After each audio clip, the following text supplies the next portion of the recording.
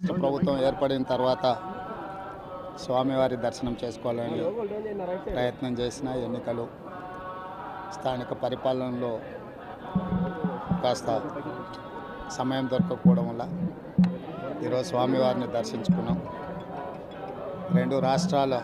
సత్సంబంధాలు కొనసాగాలని, రెండు రాష్ట్రాల అభివృద్ధి పదం వైపు నడవాలని, ఆంధ్రప్రదేశ్లో ఏర్పడబోయే ప్రభుత్వము ఆ రాష్ట్ర ముఖ్యమంత్రితో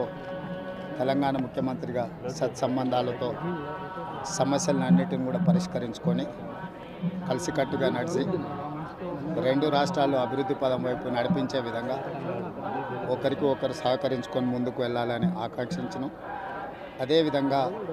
తెలంగాణ రాష్ట్ర ప్రభుత్వం తరఫున కొండ మీద ఒక సత్రం నిర్మాణము, కళ్యాణ మండపం నిర్మించి